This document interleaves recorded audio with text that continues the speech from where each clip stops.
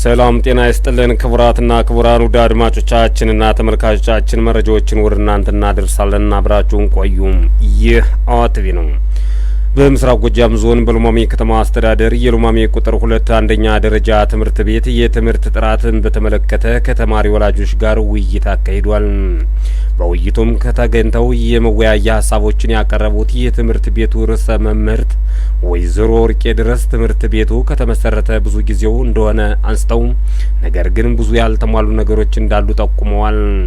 አሁን ላይም ትምህርት ቤቱ ከሚያስፈልጉት መካከል አጥር፣ የመማሪያ ክላስ፣ ቤተ መጻሕፍት፣ የመማሪያ መጻሕፍት፣ የትምህርት ቤቱ የይዞታ ማረጋገጫ ካርታ ለመኖርና የተማሪዎች ሽንት ቤትም የመሳሰሉት ያስፈልገናል ብለዋል።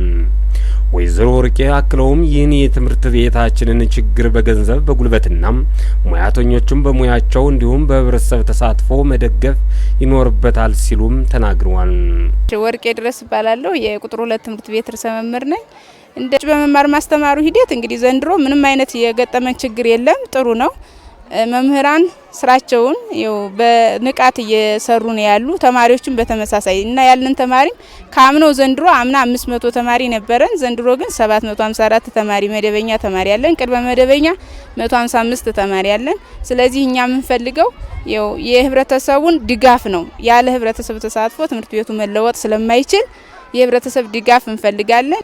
ትምህርት ቤቱ በ1995 የተመሰረተ ሲሆን ከዛ ጀምሮ እስካሁን ግን የተሟላ አጥር የሌለው መሆኑ፣ ከፍተኛ የሆነ የግንባታ እጥረት ያለብን መሆኑ፣ በተለይ ቲቶሪያል ለመስጠት እየተቸገርን መሆኑ፣ የአይሲቲ ክላስ፣ የንብረት ክፍል፣ የሂሳብ ሰራተኛ እና የርዕሰ መምህራን ቢሮ በአንድ ላይ የተጨመቀ መሆኑ በጣም ችግር ውስጥ እየገባንበት ያለ ሁኔታ ነው። በተለይ ደግሞ አሳሳቢ የሆነው ነገር ትምህርት ቤቱ የይዞታ ማረጋገጫ ባለመኖሩ ግለሰቦች ከወዲያም ከዛም እየገፉና ጠንካራ አጥርም ባለመኖሩ አስቸጋሪ የሆነበት ሁኔታ ላይ ነው ያለን። የምንፈልገው እኛ የተማሪዎች መማሪያ ክላስ ሳቢና ማራኪ እንዲያደርግልን፣ አጥሩን እንዲያጥርልንና በተለይ በቃ እንደ ከተማ ትምህርት ቤት ከከተማ አስተዳደሩ ትምህርት ቤቱ አንዱ ስለሆነ በተሻለ ሁኔታ በኩል አይነት አይቶ ግንባታዎች እንዲገነቡልን፣ ፕሮጀክቶችም ከመጡ በተለይ መማሪያ ክፍል ላይ በጣም እየተቸገርን ስለሆነ እሱ እንዲስተካከልልን ነው የምንፈልገው።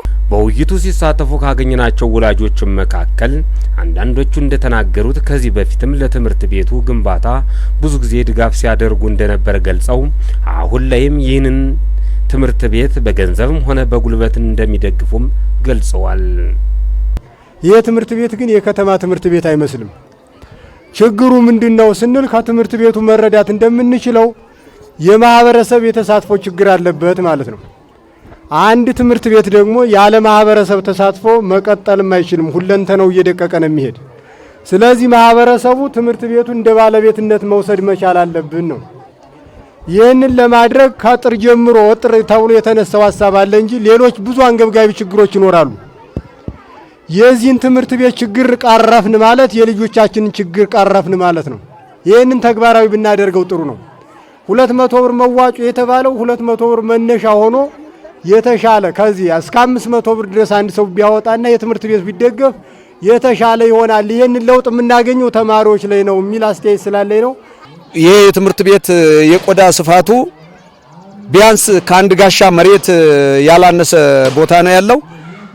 ይሄ ከምስራቅ ጀምሮ እስከ ሰሜን ምዕራብ አቅጣጫ ድረስ አጥር የለውም። አጥር ካለመኖሩ የተነሳ የትምህርት ቤቱ ሽንት ቤቶች በመንገደኞች፣ ባልባለ ሰዎች፣ በተለያዩ ግለሰቦች ሽንት ቤቱ እየተሞላ ያው ለወደፊት አገልግሎት ወደማይሰጥበት ደረጃ እንደሚደርስ ነው እንግዲህ በንይታ የማየው። ይህንን ትምህርት ቤት በዚህ አይነት ለወደፊት በሁለት እግር ቆሞ በቂ ተማሪ ቀርጾ ለፍሬ ለማብቃት ምን መደረግ አለበት የሚለውን ጥያቄ በጥቅሉ ስናየው ወላጅ እያንዳንዱ አቅሙ በፈቀደው ትልቅ ተሳትፎ አድርጎ የጉልበትም ሞያ ያለው የሞያ የገንዘብ ተሳትፎ አድርገን የተቋሙን ህይወት ለመመለስ የአጥር ግንባታ መደረግ ትልቁ ተግባር ሊሆን ይገባዋል። ልጆች ለወደፊት ተምረው ትልቅ ሰው ሆነው አገር ተረካቢ ሆነው በተለያዩ ሰንተር መስሪያ ቤቶች ተቀጥረው የሚያገለግሉ ትውልዶችን መቅረጽ ይቻላል። እኔ የነበርኩት ከዚህ በፊት በኦሮሚያ ክልል ነው። በኦሮሚያ ክልል ከ6 እስከ 7 ልጆች በዩኒቨርሲቲ ተቋም ያስገባሁት እንደዚሁ ገንዘብ አዋተን በኦሮሚያ ክልል ትምህርት ቤት እየገነባን ነው። ህዝቡ ተሳትፎ አድርጎ ማህበረሰቡ አንድ እርከን ላይ አንድ ስቴፕ ላይ ከደረስን መንግስትን ደግሞ ጠይቀን ተፈጻሚነት እንዲያገኝ ወደ መንግስት የምናደርገው ጥያቄ ተቀባይነት ይኖረዋል ብዬ አስባለሁ። ትምህርት ቤቱ አጥር ባለመኖሩ ምክንያት እንስሳትና የማይታወቁ ሰዎችም ስለሚገቡ ለተማሪዎች ስጋት እንደሆነባቸውም አንስተዋል። በመማር ማስተማሩ ሂደት ላይም ደግሞ የመጽሐፍት እጥረትና የቲዩተራል መስጫ ክላስ አለመኖር የመሳሰሉት ችግር እንደሆነባቸው መምህርት ባንቸዋለ ጫኔ ገልጸዋል። ትምህርት ቤቱ ብዙ ችግሮች የጎደላለ በእርግጥ ይህን ችግር ትምህርት ቤቱም ሊያሟላቸው የማይችላቸው አለ። የግድ የሚያስፈልግ የህብረተሰብ ተሳትፎ መንግስትና ትምህርት ቤቱ መሆን አለበት። በእርግጥ እኔ አሁን እንደ መምህርም ነኝ ወላጅም ነኝ። እዚህ 2 ልጆች አሉ የሚማሩ እና የልጆች ማለት ያለበት 7 መጽሐፍት ሲሆን 4 መጽሐፍት ብቻ ነው የደረሳት። አማርኛ፣ እንግሊዘኛ፣ ሂሳብና አካባቢ ሳይንስ 3 መጽሐፍ የላትም። ስነ ጥበብ፣ ሰውነት ማጎልመሻ፣ ግብረ ገብ መጽሐፍ የለም። ክፍሉ ለመማር ማስተማሩ አመች አይደለም። የሚማሩበት ክፍል አንደኛ የወንበር ችግር አለ። በተሰበረ ወንበር ነው እየተማሩ ያለ። ሁለተኛ ደግሞ ወንበሩም አመች ካለመሆኑ አንጻርም ክፍሉም ብዙም ሳቢና ማራኪም የለውም። ከግቢው ደግሞ ያው እጥር ስለሌለው ልጆቹ ሽንት ቤት ሲሄዱ ብዙ ነገር ሊያርጉብን ይችላሉ። ስለዚህ እጥሩ አለመታጠሩ ለልጆች በጣም ትልቅ ስጋት አለብን። በሉማሜ ቁጥር 2 ትምህርት ቤትም ከሚማሩ ተማሪዎች መካከል ተማሪ ህብር ደምሴና ተማሪ በረከት ይበልጣል በትምህርት ቤታቸው የመማሪያ መጻሕፍት ቤተ ሙከራ ቤተ መጻሕፍትና የቲዩቶሪያል መስጫ ክላስ ያለመኖር ለትምህርታቸው እንቅፋት እንደሆነባቸውም ገልጸውልናል። የስድስተኛ ክላስ ውጤቴ ከ1 እስከ 10 ነው ያስኩት። 7ኛ ነው የወጣሁት። አሁን እዚህ ያለው ውጤት ገና አልተነገርንም፣ ወደፊት ነው የምንነገረው። ግን የተሻለ ውጤት ለማምጣት ቃል ስለገባው የተሻለ ውጤት አመጣለሁ ብዬ አስባለሁ።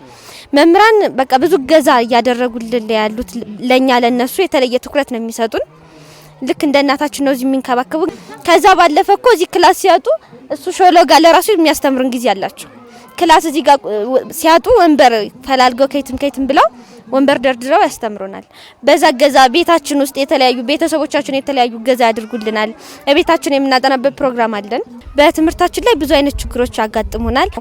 መጸዳጃ ቤታችን ብዙ ቀን እየተበላሸብን ያለው መታጠቢያ ተሰርቶልን ለራሱ ሳምንት ሳይቆይ ነው የተበላሸው። ትምህርት ቤታችን ያው ሽንት ቤቱ ለራሱ ብዙ ጊዜ እየተበከለ ነው የምናገኘው። አጽድተን እንሄዳለን፣ ስንመለስ ተበክሎ እናገኘዋለን። ክላስ መማሪያ ክላሳችን መስታወት ነበረ። የተለያየ ሰው ስለሚያረግፈው ቀጥታ መስታወቱ በሚሰበርበት ጊዜ እኛ ክላስ እየተጎዳን ያለ ነው። ከሰዓት የምንማርበት ላይብራሪ ክላስ ያስፈልገናል። የምንቀሳቀስበት ኮምፒውተር የለንም። የምንማርበት በእኛ ክላስ ላይ ኮምፒውተር ይግድ ያስፈልገናል። መማር አልቻልንም። ለዛ ኮምፒውተር የሚያስፈልገን እንዲደረግልን። የመማረው ሉማሜ ቁጥር 2 ትምህርት ቤት ነው። በትምህርት ቤታችን ላይ ያሉ ችግሮች በጣም ብዙ ናቸው። ጥር ስለሌለው ትምህርት ቤታችን እየገባ የውጭ ሰው እየገባ ይጸዳዳበታል። ኳስ ሜዳ የለንም። ቱቶሪያል ብዙ ጊዜ እንጠራለን፣ ግን የመማሪያ ክላስ ስለሌለ ሳንማር ሁሉ የምንሄድበት ጊዜ አለ። ትምህርት ቤቱ ላይ እንዲደረግ የምንፈልገው የቱቶሪያል ክላስ እና ትምህርት ቤቱ እንዲታጠር ፈልጋለሁ። እሺ አሁን እኛ ላይብራሪ የለንም፣ ላቦራቶሪ ክላስ የለንም። እሱ አሁን እኔ እንደ 7ኛ ክላስ ፈተና ገጥሞናል እሱ ባለመኖሩ። የአበል ወረዳ ትምህርት ቤት የመምህራንና የትምህርት አመራሮች ልማት ቡድን መሪ አቶ ላመስግን አዝመራው እንደገለጹትም በዚህ ትምህርት ቤትም የመማር ማስተማር ሂደቱ ምቹ እንዲሆን ለማድረግ ብዙ ሊሟሉ የሚገባቸው ነገሮች አሉ ብለዋል። ይህንንም ትምህርት ቤት የአካባቢው ማህበረሰብ የኔ ነው ብሎ በማሰብ ያልተሟሉትንም ነገሮች በህብረተሰብ ተሳትፎ ገንዘብ አዋጥተውም ጭምር አጥሩን እንዲያጥሩት የመማሪያ መጽሐፍም ከዞን ጋር በመነጋገር ወደፊት እንደሚሟላና የይዞታ ማረጋገጫም በቅርቡ እንደሚሰራለት አቶ ላመስግን ጨምረው ተናግረዋል። በቁጥር 2 ትምህርት ቤት ላይ እያደረግነው ያለ ከየወላጅ ውይይት ነው። ይሄ የወላጅ ውይይትም በተለይ ከመማር ማስተማር ጋር ተያይዞ ያለና አሁንም ለመማር ማስተማሩ አጋዥ የሚሆኑትን ከግብዓት ጋር ያሉትን ችግሮችም ጭምር ለመፍታት የተደረገ ውይይት ነው። እነዚህን ችግሮችም በቀጣይ በተለይ ከማህበረሰቡ ጋር አሁን አንድ የተግባባ ነው ነገር አጥሩን ማህበረሰቡ ያው በነፍስ ወከፍ 200 ብርም ጭምር አውጥቶ ለማሳጠር የተግባባንበት ሁኔታና ቀጣይ የሚሰራበትን እድል የፈጠርንበት ሁኔታ ነው ያለ። ሌሎችን ደግሞ እንግዲህ ያሉትን የትምህርት ቤቱ ችግሮች እንደ ወረዳም ጭምር ተነጋግረን መፈታት የሚገባቸውን ነገሮች ለመፍታት ጥረት የምናደርግበት ሁኔታ ነው የሚኖረው። ከመጽሐፍ ጥረት ጋርም ተያይዞ የተነሱ ነገሮች ስላሉ ምናልባት አንዳንድ መጽሐፎች በወረዳ ደረጃ የሌሉ ናቸው። ሜቢ ቀጣይ ከዞኑ ጋር ጭምርም ተነጋግረን እንዲቀርቡና በቀረቡበት ጊዜ ደግሞ የመጽሐፍ ችግሮችን ለመፍታት እንደ ወረዳም ወስደን ጥረት አድርገን ምንፈታበት ሁኔታ ነው የሚኖረው። በአጠቃላይ የተነሱ ችግሮችን እንደ ወረዳ ወስደን የጋራ ገምግመንም ጭምር መፍትሄ የምናስቀምጥበት ሁኔታ ይኖራል ብዬ ነው የማስበው። በእውቀትም በስነ ምግባርም የተሻለ እንዲሆንና ማህበረሰቡም ለዚህ ደግሞ አጋዥ ሆኖ በጋራ ተረባርበን ውጤት ማምጣት የምንችልበትን እድል እንድንፈጥር የተወያየንበት ሁኔታ ነው ያለው። በሚመለከተው አካል ከመሪ መዘጋጃው ጋራ ተነጋግሮ በአጭር ቀን የይዞታ ማረጋገጫውም በሚፈለገው ኤሪያ ላይ የራሱን ቦታ ይዞታ ይዞ ጊዜያዊም ሆኖ የቋሚ ካርታ እንዲሰራለት የምናደርግበት ሁኔታ እንፈጥራለን።